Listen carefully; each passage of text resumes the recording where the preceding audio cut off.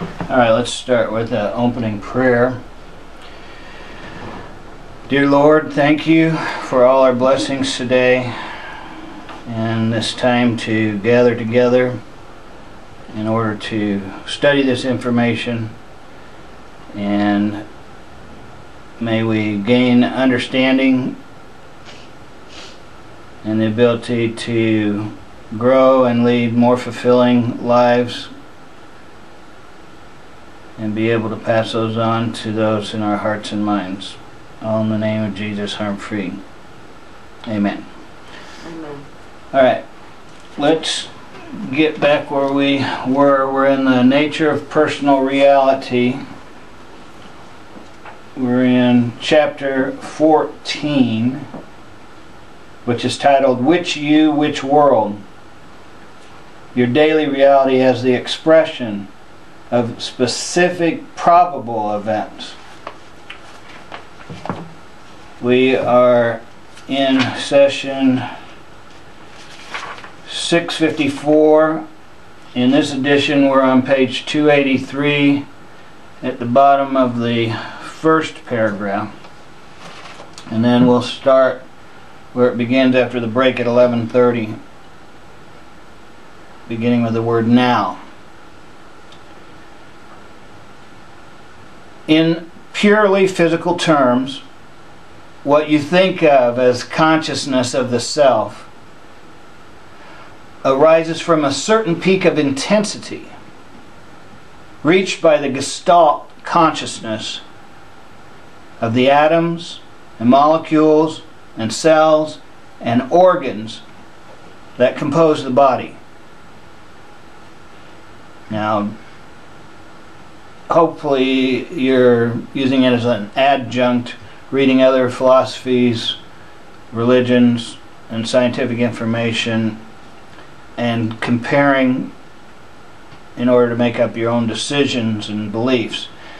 This is very similar to basically what a lot of people that would be declared as scientists and then going a step farther, possibly even atheists, believe that consciousness arises from the body and the cellular life and as a gestalt, a combination. However, I want to make a distinct difference here. As you know, Seth all along has said that all energy is alive and conscious, and he never deviates from that. So it's way different than what the scientific community to a large extent is proposing. Seth's viewpoint is just the opposite. Consciousness comes first, and that creates physical matter. Alright. The next sentence, the next paragraph starts with the peculiarly physically oriented self that you know has its reality in that context. But even in physical terms, its reality is more than any analysis of its entirety would show. It then directs the activity of the body and is to that extent dependent upon neurological activity. And what are we talking about here? We're talking about consciousness. The psychic structure of consciousness that organizes that bodily gestalt is, however, not dependent upon it. And so the you that you experience is only a portion of this greater identity. So what he's saying is there's the body consciousness, the gestalt of consciousness that arises from that. However, he wants to make it clear that while we're dependent on neurological activity for all of that in that form of consciousness, the psychic structure of consciousness that organizes the bodily gestalt is not dependent upon it. Okay? The next paragraph says, during certain stages in sleep states, you short-circuit the neurological structures and perceive experiences of a multidimensional nature that you then attempt to translate as best you can into stimuli that can be physically assimilated, Hence, you often convert these into symbolic images that can be understood and to some extent reacted to by your bodily structure. Many times such constructions are used as inner visual patterns, for example. Visually, they often bear a similarity to the inner architecture of the cells and to planets. Your dream images are biologically structured then. The experiences behind them bring you in contact with the deepest portions of your non-physical reality, and it is the unconscious who translates these for you into recognizable images and forms. In other words, what he's saying is, by the time we get to our dreams, our dream images and all of those symbols, we've already gone through a process of translation, or our unconscious has done so for us, in order to make the deeper communication experience somewhat understood and identifiable and able to be communicated. In the same way, your unconscious also transforms for you from an otherwise undifferentiated maze of reality, fields of activation, into recognizable objects and events in your daily life. Now, in this case, we do have to read that again. Okay. In the same way, your unconscious also transforms for you from an otherwise undifferentiated maze of reality, fields of activation, into recognizable objects and events in your daily life. And there he's not talking about dreams at all, rather what we experience in our daily life. So the same thing that's happening, that the unconscious is translating it for us so that we can experience our dreams and understand them to a certain extent. The same thing happens right this moment for our daily life. The unconscious is translating and transforming the fields of activation, okay, there's a key, fields of activation, into recognizable objects, what you see around you, and events in your daily life, what you do. You are now rooted in your creaturehood, graced to perceive through your body a unique living experience. So when I mention techniques that will allow you to perceive other fields of reality besides your own, I want you to realize that these should be used to enhance your enjoyment of that creaturehood and to enrich your sensual as well as spiritual expression. In the brilliance of your physical being, both are entwined. Now, why does he clarify himself as to his intent? Well, the basic reason is he wants people to understand that while he is going to lead us and give us examples of how to experience other probable realities, that is not meant to be used as an escape. This is meant to enhance this moment, this lovely, beautiful, fortunate moment of life that we experience. At the beginning sentence of this paragraph, he says, "You are now rooted in your creaturehood, graced to perceive through your body a unique living experience." That word "graced" is used on purpose in order to make it clear that we're basically always in a state of grace. Alright, since this is the end of that session, we will stop. I know I stopped to explain a lot along the way. I hope that helps with the understanding. With these, I don't know, looks like about 7 paragraphs, we want to try to come up with the essence of what he's saying.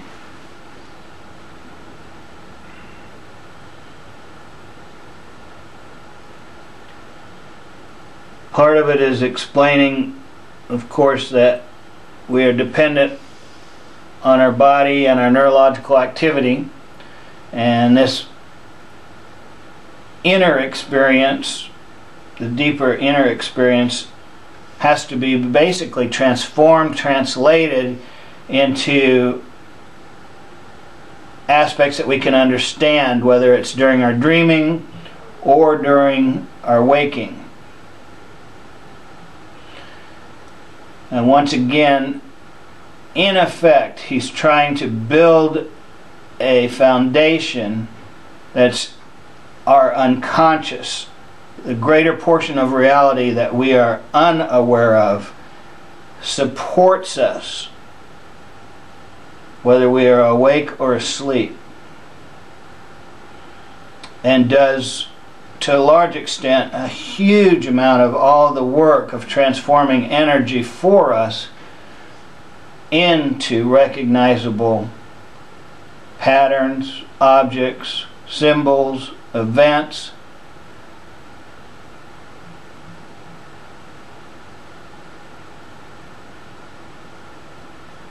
Therefore, we need to refer to that aspect in our sentence.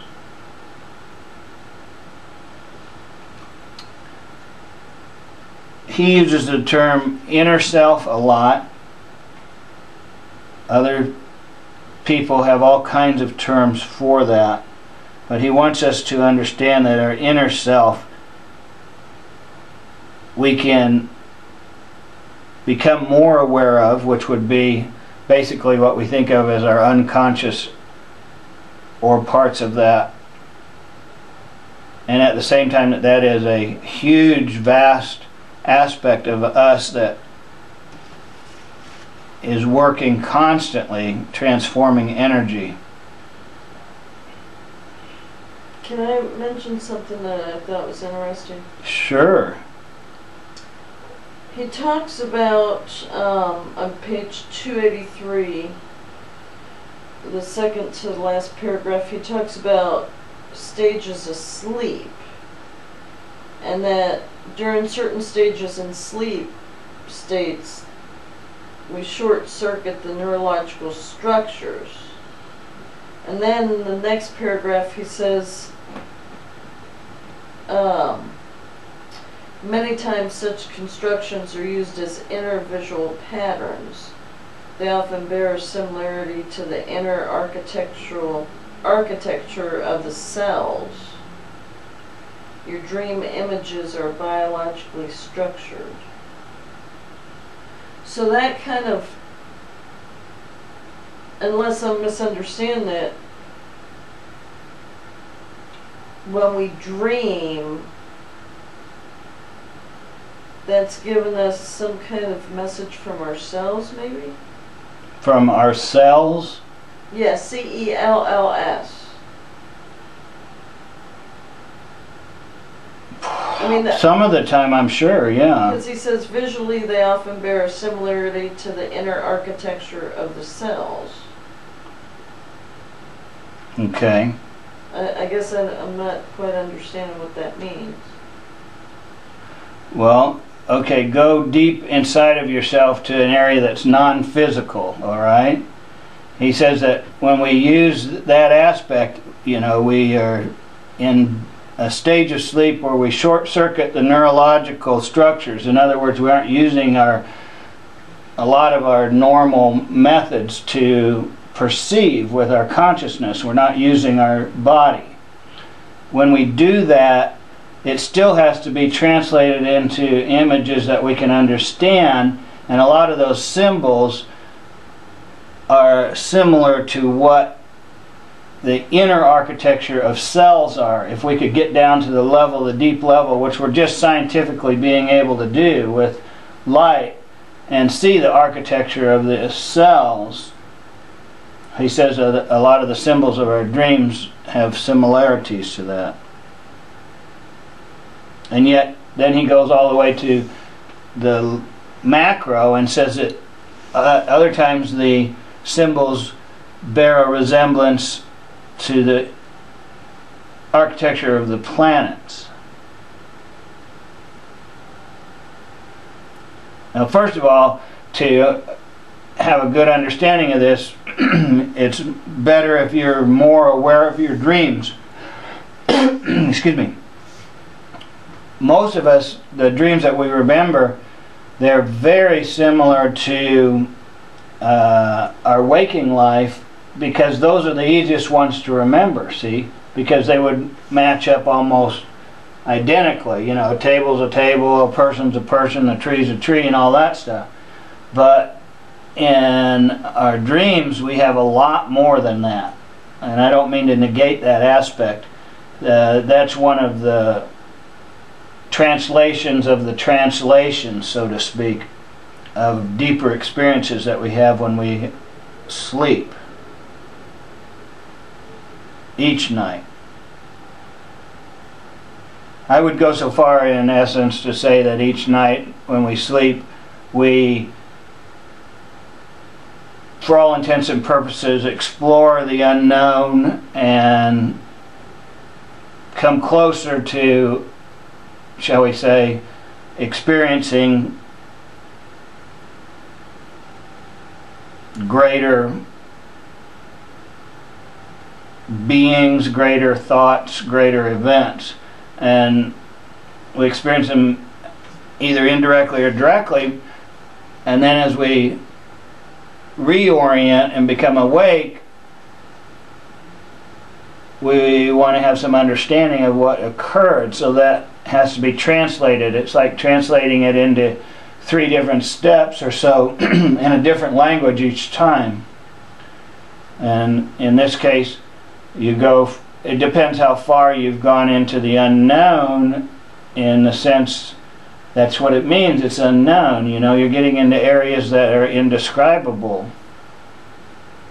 So in order to retain some of that, in the sense of either communicating it to our conscious aspect or to each other, it becomes symbols. And he says one of those levels of translation, the symbols are very similar to the inner architecture of the cells.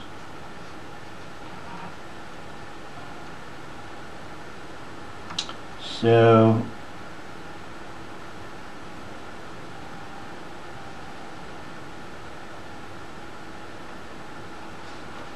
well, it seems to me like what we read is kind of based on that, but I don't know how to summarize it.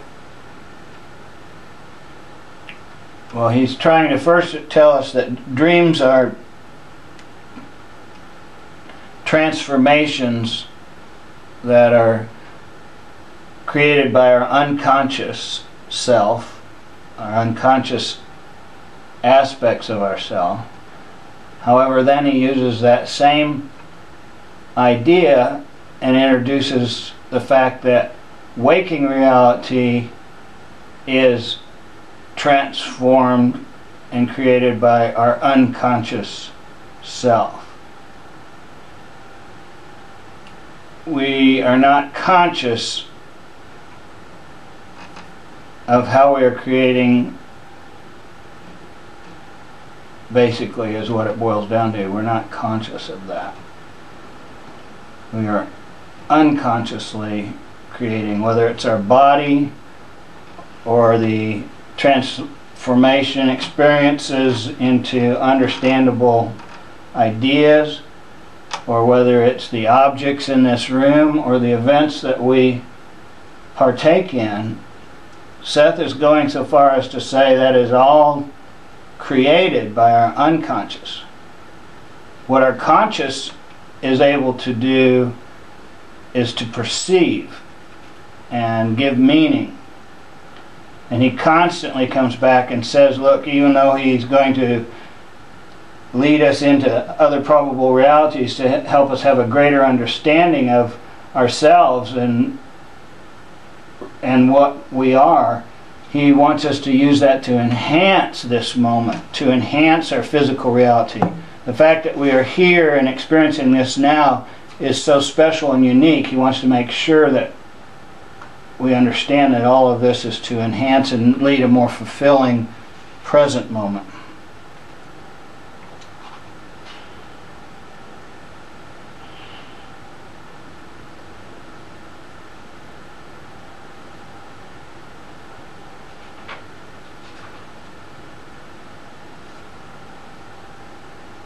So would it be safe to say we unconsciously create our reality? Yes, that's true. We've been sort of exposed to the idea that we create our reality. However, if you have any conversations with people or you look deeper into that yourself, you come to the conclusion that yes, through perception and the changing of my perceptions and things like that, I create reality, or by changing my beliefs, different events come into being, and that's how it creates my reality. However, we personally have trouble grasping the idea that we create our reality. It flies in the face of what we know, and the reason is because we don't know that. Apparently it's the unconscious that is creating our reality. It's still us, it's still a part of, in this case, me. And just to reiterate, I don't know if you've been exposed to this idea yet, or you, or Madison, the whole point is we're all unconsciously creating this moment. The similarities that are here, that we agree to and we perceive and are what we would call this room, we actually all unconsciously are creating a slightly different room. He's also made that clear. He says we basically are transforming the energy of the universe, the living energy of the universe, and creating a reality and then perceiving it consciously. And he also wanted to make clear that we do that in our dreams and when we do it in waking reality. And he's once again saying the unconscious is doing this. At the bottom of 283 it says, in the same way, your unconscious also transforms for you from an otherwise undifferentiated maze of reality, fields of activation, into recognizable objects and events in your daily life. In essence, that sentence is the key, basically, to a lot of what he's saying in this book in a lot of different ways. It's interesting that he calls it fields of activation. That's basically the living energy. And he says in otherwise undifferentiated maze of reality, which in effect means that there's a lot of these living energy out there. However, we are skimming off one portion and perceiving it. And in that process, we unconsciously create it and then perceive it.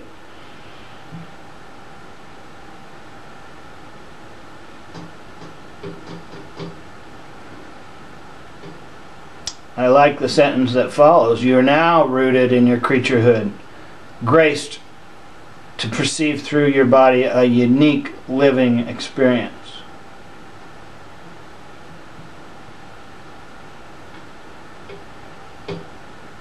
So, for example, while this is not talking about the unconscious creating all of this, you could say, I gracefully perceive a unique living experience.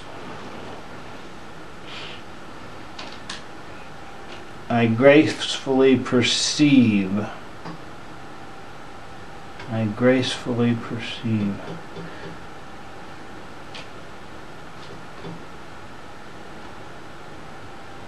My unconscious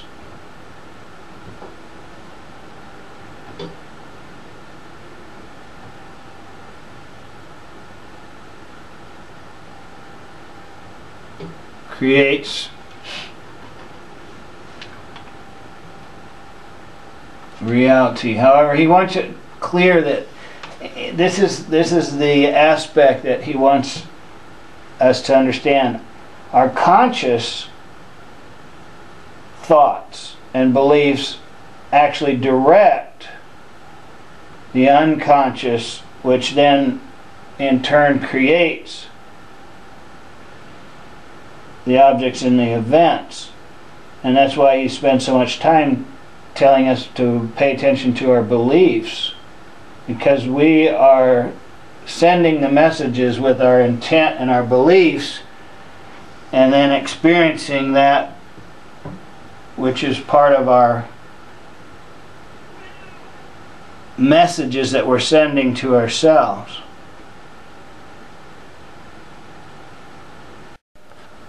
Start it up again.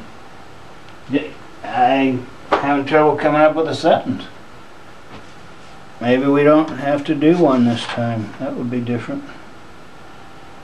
My unconscious creates, and and I perceive.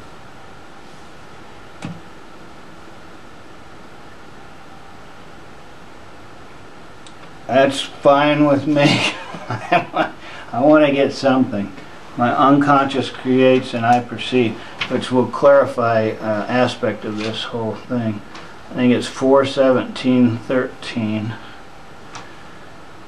My unconscious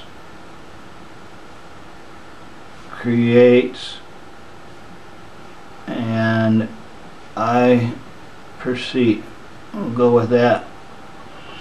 All right. Dear Lord, thank you for these ideas and how they can spark our thinking and conversations, and with these ideas may our understanding grow, may we lead more fulfilling lives, and hence pass that on to those in our hearts and minds. All in the name of Jesus, harm-free. Amen. Amen. It's interesting that we ended it where we did, because in 1973 they ended it on April 11th. Yeah, so that's a long time ago then. So 6 days before today. 40 years ago. Yeah. Wow.